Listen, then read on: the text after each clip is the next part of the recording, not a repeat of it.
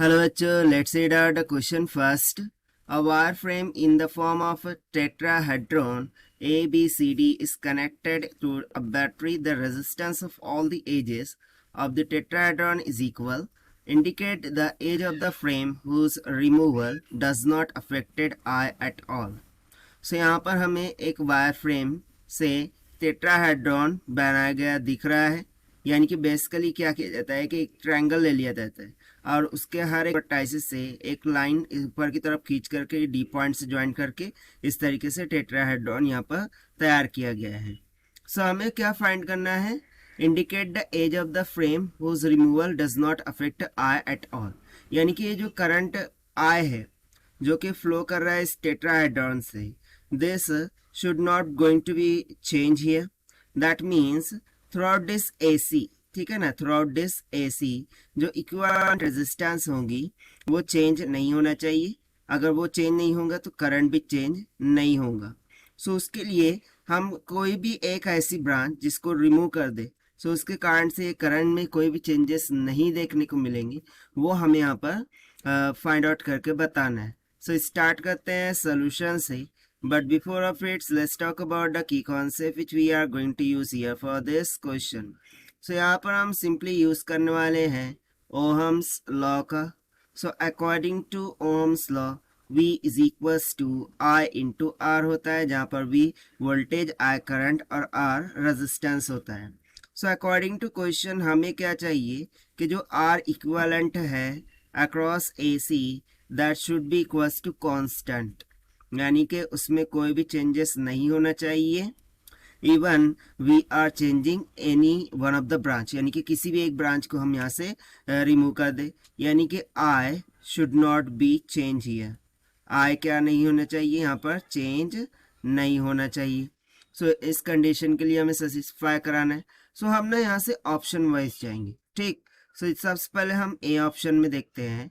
सो यहाँ पर क्या बोल रहा है? ए बी, यानी कि यदि मैं ए बी ब्रांच को रिमूव कर दूं सो उससे करंट पर कोई भी इफेक्ट नहीं पड़ेगा। सो देख लेते हैं। सो यदि मैं ए पर पोटेंशियल देखूं सो वो क्या होगा? V A. अब बी पर यदि पोटेंशियल देखूं सो वो क्या होगा? V B. अब यदि मैं यहाँ पर देखूं so potential at A and potential at B, ये दोनों इक्वल होंगे क्या? नहीं।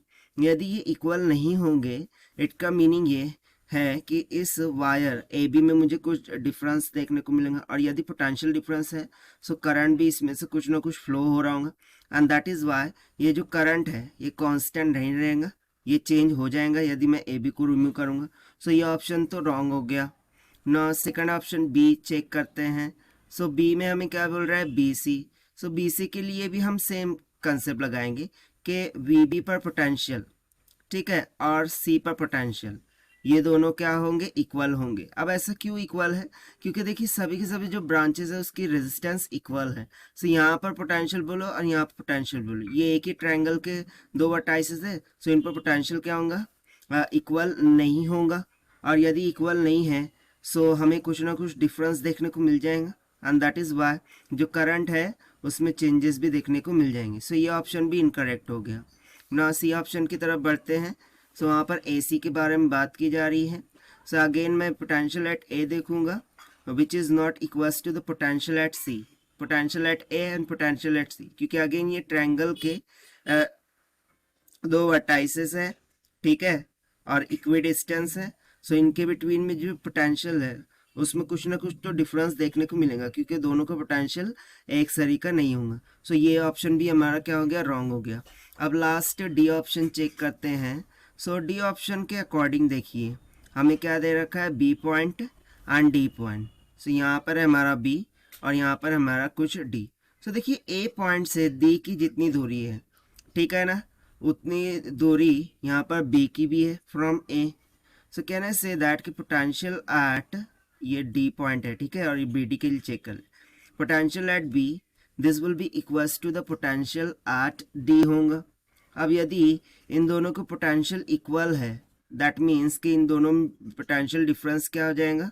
ज़ीरो हो जाएगा। सो यदि पोटेंशियल डिफरेंस यहाँ पर ज़ीरो है सो इस ब्रांच को यदि मैं यहाँ से रिमूव भी कर दूँ सो इस करंट में कोई भी चेंजेस नहीं मिलेंगे। क्यों? क्योंकि इसमें ऑलरेडी पोटेंशियल क्या आ रहा है? ज़ीरो की इक्वल आ रहा है। दैट इज वाई यहाँ से हमारा करेक्ट एंड राइट ऑप्शन कौन सा हो जाएगा, that is D, B D. यानी कि यदि हम बी डी को रिमूव भी कर दें सो जो आई है उस पर कोई भी अफेक्ट नहीं पड़ेगा, it will not going to be change here. So this will be the correct answer for question जो कि हमने सॉल्व किया by using the Ohm's law concept. So this is the required solution. I hope you understood well. Best of luck. Thank you.